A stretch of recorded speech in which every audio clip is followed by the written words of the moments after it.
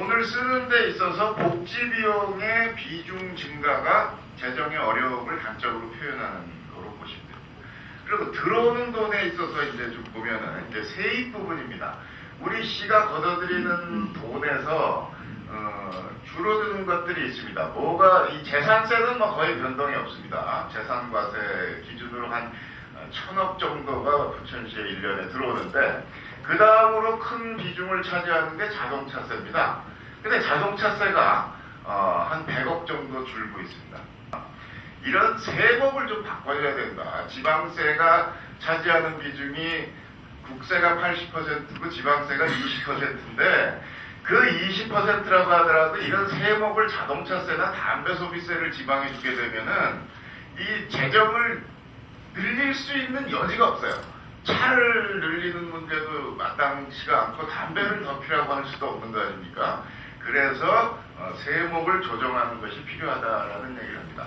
그리고 이건 도세입니다. 경기도에서 걷어들이는 세금인데 이 부동산 경기에 직접 영향을 받는 것이 도세입니다. 한 300억 정도가 줄었습니다. 그러니까 부동산 거래가 없다 보니까 취등록세 부분이 이제 확 줄어드는 거죠. 여러 가지 지금 어려움이 있어서 도에서 시군에 지원해줘야 돼. 부천에 와야 될 돈들이 지금 조금 조정이 됐겠지만 한 200억 정도가 작년에 비해서 들어오는 그런 상황입니다. 물론 우리는 그나마 조금 나은 편이 15% 이내에 머물면은 건전재정이다라고 얘기를 합니다. 그런 데 비하면 우리 부천은 인근의 그 인천이나 뭐 이런 재정의 어려움을 얘기하는 도시에 비해서는 그런 면에서는 양호한 편이다 이렇게 얘기를 합니다. 그런데 재정 자립도 부분을 가지고 이제 또 걱정을 많이 합니다. 그러니까 예전에 우리 부천이 정말 잘 나갈 때, 솔직히 잘 나갈 때는 재정 자립도가 뭐 70%까지 갔는데 어느 순간부터 이제 50% 아래로 떨어져서 올해는 한 47%에서 45% 정도를 왔다 갔다 하지 않을까 이렇게 생각합니다. 나은 수치인데 아까 말씀드린 것처럼 이 들어와야 될 시세입은 뭐 조금씩 줄고 있는데 재정 자립도가 떨어지는 거는 전체 예산 규모는 유지되는데 국비와 이 도비 그러니까 이 시 수입으로 잡히는 세금 이외에 다른 돈이 이제 많이 들어오게 되면은 재정 자립도는 이제 하락하게 됩니다. 그래서 재정 자립도만 가지고 재정의 건전성 여부를 보기는 어렵습니다. 그래서 보조적으로 부채 비율과 재정의 어떤 자주도라는 개념을 가지고 이제 그것을 보완하는데 그런 면으로 보더라도 부천시 재정은 넉넉하지는 않아도 문제가 있는 재정은 아닙니다. 그러니까 건전 재정 기조하에서 조금 가용재원이 쪼들리는 형편이다라고 이해하시면 정확할 것 같습니다. 공간을 고도화하거나 효율화해서 재편에 들어가야 된다. 공장 지역이든 주거 지역이든 도심 지역이든 뭐 외곽 지역이든 마찬가지 개념입니다. 그런 관점 하에서 우리가 기존에 있는 공간 시설물들을 이제 리모델링하고 효율성을 높이는 일들을 이제 설명을 드리는 겁니다. 그거의 하나로 이 송내역 북부광장의 현재 모습인데 이런 지금 굉장히 난삽하고 공간이 어떤 뭐 사람 중심도 아니고 차 중심도 아니고 애매한 그러면서 노점은 막 정신없이 있고 이런 것들을 이제 정비해 나가는 것이 우리가 지금 하고 있는 겁니다. 2층으로는 버스가 내려서 손님들이 지하철을 이용하기 위해서 2층에서 바로 역사로 들어갑니다. 지금은 막 차들이 이렇게 돌아나가고 있지만 온전하게 사람들이 이용할 수 있는 광장으로 되고 자전거는 다 지하로 이 엘리베이터 방식으로 해서 지하에 자전거 주차장을 만듭니다. 그래서 이 광장은 우리 청소년들이나 시민들이 휴식을 취하거나 행사를 할 수 있는 공간으로 가고 겨울에는 여기에 좀 물을 가둬서 서울시청 앞처럼 스케이트장으로 운영하는 방안이 지금 강구되고 있습니다. 가보면 광장 자체가 정말 도시의 심장으로서 시민들이 거기서 커뮤니케이션하고 생활의 어떤 소통이 이루어지는 그리고 관광객들이 그 광장은 꼭 가봐야 된다 이런 얘기로 하는데 우리 부천에는 그런 광장이 없습니다. 아까 말씀드린 것처럼 이제 올해부터 리모델링해서 마찬가지로 올해 말이나 내년 초까지는 이 광장도 개편을 합니다. 요 앞에서 돌아나가게 합니다. 택시가. 승용차는 물론 이제 이마트 들어가는 차는 이렇게 가고 여기도 이렇게 나오는 차량 그대로 유지합니다. 그래서 이 광장을 차를 앞쪽에서 돌아나가게 해서 광장은 광장대로 기능을 하게 하는 계획입니다. 그리고 이 바닥이 지금 아직 이렇게 분명히 인식되지는 않지만 이폐목이라고 이 목재 재질인데 돌보다 더 강한 재질의 목재가 있다 그럽니다. 그래서 광장에 그런 목재 재질을 깔아서 앉아서 쉴 수도 있고 편안하게 휴식을 취할 수 있는 그런 기능으로 부천역부 구광장을 개조해 가는 겁니다. 그것을 더 강화하기 위한 여러 가지들을 이제 말씀을 드립니다. 그래서 지금 소사에서 시흥 넘어가는 지하철은 차질 없이 공사를 하고 있습니다. 2017년 봄에 개통할 수 있을 것 같습니다. 문제는 뭐냐? 요 빨간 노선 시흥 가는 거는 100% 국비입니다.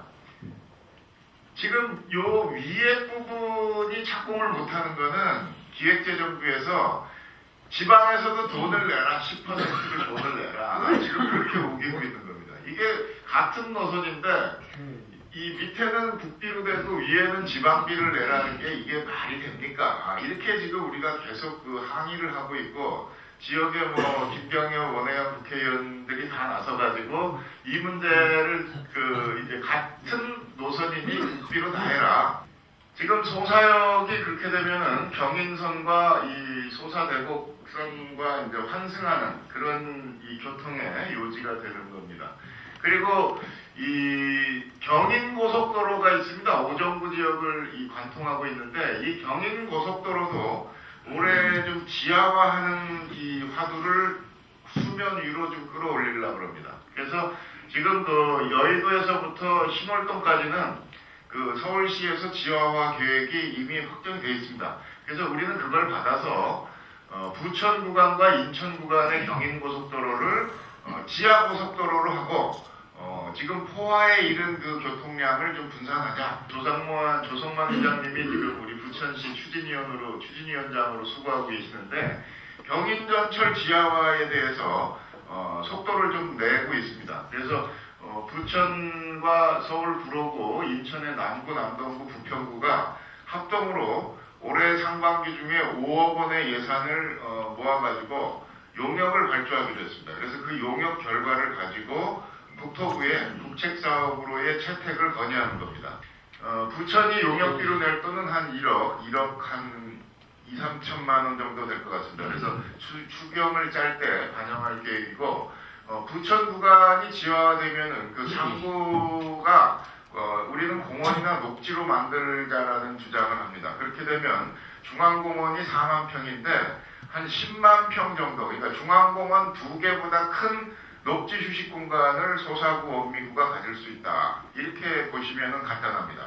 그리고 역세권 개발이 이루어질 수 있어서 지금 이 진행이 어려운 뉴타운 재개발 계획에 보완 임팩트 효과가 있지 않을까 이렇게 생각을 하는 겁니다. 그래서 시민들께서는 이제 그게 되면 좋겠지만 되겠냐 이런 말씀과 기술적으로 그게 가능하냐 이런 말씀도 주십니다. 그런데 저희들이 이제 그 용역을 통해서 구체적으로 내와야 되겠지만 사전에 검토한 바로는 충분히 기술적으로도 가능하고 경제적으로도 의미가 있다라는 확신을 갖고 있습니다. 그것을 이제 입증하는 과정을 우리가 용역을 통해서 계획을 해보려고 합니다. 근데 지난해에 정기국회에서 용역비 예산 100억이 기적적으로 살아났습니다. 그래서 이 GTX를 이제 경기도에서는 본격적으로 검토를 할 수가 있게 됐습니다. 현재 노선은 송도에서 부평 거쳐서 우리 종합운동장역 강아래역으로 이제 표현하고 있는데 여기서 바로 영등포 거쳐서 여의도 거쳐서 청량리까지 가는 그 노선입니다. 이 노선은 수요가 적을 수 있다. 그래서 지금 대안으로 검토해보자라는 것이 이 경인 전철의 지하로 GTX가 들어가면은 경인 전철을 이용하는 사람들은 무지하게 많기 때문에 그러니까 이 경인 전철 어차피 우리가 지하화하자 그러니까 그 지하화한 것 그 밑으로 GTX가 들어가자라는 겁니다. 그것보다도 더 급행 노선이 하나 더 생긴다라는 거죠. 그러면은 이용객도 많아지고 활용도도 높아질 거다라는 얘기를 우리가 기존 이 GTX 노선만 보지 말고 경인전철 지하화하면서 동시에 밑에다 GTX를 하자. 이 안도 지금 설득력을 얻고 있습니다. 그렇게 된다 그러면은 우리가 경인전철 지하화를 훨씬 더 앞당겨서 할 수도 있겠다라는 그런 판단을 해보고 있는 겁니다. 5개 지방정부가 모여서 이 문제를 지금 공론화하고 있습니다. 앞으로 상반기 중에 용역이 이제 발표되게 되면은 더 구체적인 보고를 드릴 수 있을 것 같습니다. 기존 노선 플러스 경인선 밑으로 가는 노선에 대한 검토도 이번에 2016년 상반기 중에 완공할 그런 계획으로 있습니다.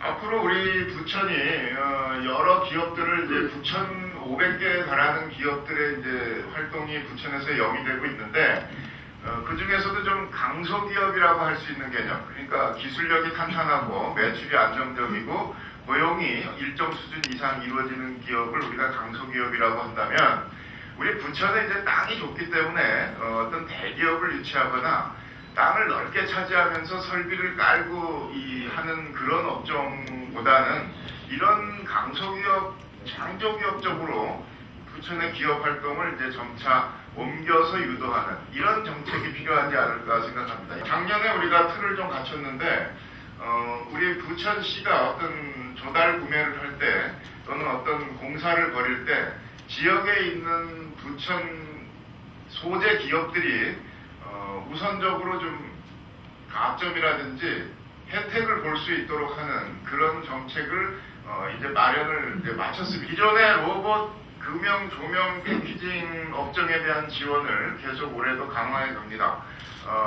특히 금형은 이제 획기적인 그 발전의 계기를 만드는 것이 몰드밸리 내에 드디어 수건 사업이었던 금형기술지원센터가 착공될 수 있는 발판을 마련했습니다. 진행된다면은 내년 9월까지는 금형기술지원센터가 이제 가동을 할 겁니다. 세계 로봇 대회를 부천에서 개최하게 됐습니다. 이러면서 30개국에서 1000명의 이 선수단이 부천을 방문해서 이제 하게 되는데 경제 휴발 효과도 대단하지만 지금 로봇 분야는 사실 대구하고 인천하고 부천이 상당히 좀 경쟁 관계에 놓여 있는데 그런 경쟁 관계 속에서 이 대회를 유치함으로써 부천이 로봇 산업의 어떤 메카로서의 대내외적 입지를 확고히 하는 그런 계기로 우리가 좀 활용하면 좋겠다라는 겁니다. 이 전국 기능 경기 대회 또 경기도 기능 경기 대회를 부천에서 개최하게 됩니다. 굉장히 많은 한 10만여 명이 부천을 방문하지 않을까 이렇게 생각합니다. 160억 원짜리 사업인데요. 굉장히 큰 사업입니다. 이 대회를 개최함으로써 부천을 좀 대내외에 각인시킬 수 있는 그런 아주 큰 거라고 생각합니다. 제대로 된 전국 대회를 유치한 건 이게 처음입니다. 우리 홍보 효과를 거둘 수 있는 중요한 계기이기 때문에 우리 기업 그리고 9월에는 이제 아시아 이렇게 말씀하실 수도 있지만 인천과 부천은 사실 같은 생활권이고 또 지하철 7호선이 개통된 이후로는 세팍타크로하고 수영과 축구를 분산 개최하게 됩니다.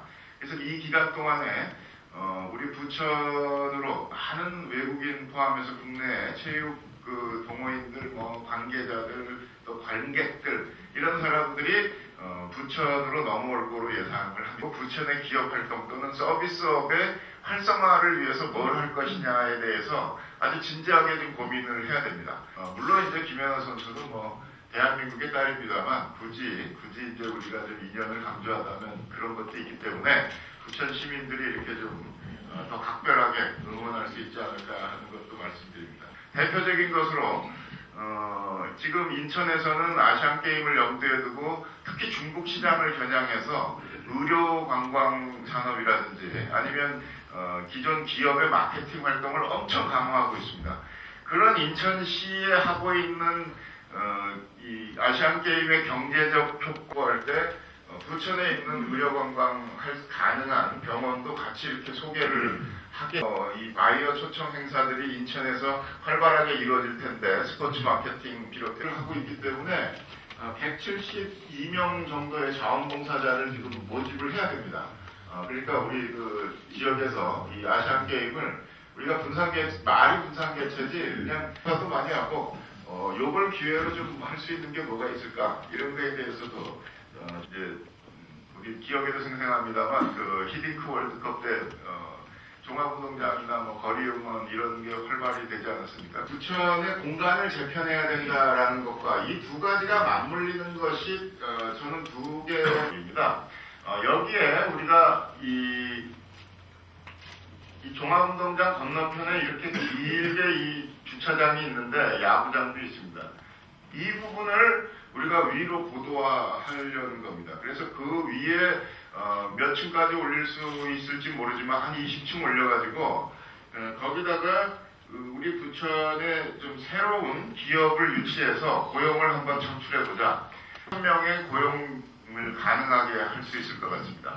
그래서 이쪽을 지금 우리가 우선적으로 시 땅이기 때문에 얼마든지 개발이 가능하고 2차적으로는 이쪽 이 건너편에 여월경 수장 폐쇄된 곳 여기도 우리가 이 대상 부지로 계획은 할 수 있습니다. 이쪽을 우리가 박근혜 정부가 지금 강조하고 있는 이 창조기지의 첨단 산업 단지로 생각해 볼 수 있습니다. 그러니까 관광과 결합된 첨단 기업, 문화 콘텐츠 기업들, 만화와 애니메이션을 주력으로 하는 이런 쪽을 우리가 당장 염두에 둘 수 있고 대규모 아울렛 같은 관광을 염두에 둔 이 쇼핑 기지 이런 것도 충분히 가능한 입지라고 생각합니다. 하여튼 우리가 지금 마스터 플랜은 설정해 놨지만 구체적으로 이제 유치할 수 있는 기업을 이제 본격적으로 끌어들이는 이런 단계로 올해 넘어가야 될 거로 그렇게 생각을 하고 있습니다. 호텔이라든지 쇼핑몰이라든지 또 기업이라든지 그런 것들을 다 이렇게 블록화해서 계획은 만들어 놓고 있습니다. 이것을 한번 좀 관심 있게 보시고 좋은 제안들을 좀 해주시면 좋겠습니다. 올해 이 진행하고 있거나 진행할 계획인 것들을 기업 활동, 경제 활동과 연관해 가지고 몇 가지 좀 말씀을 드렸습니다.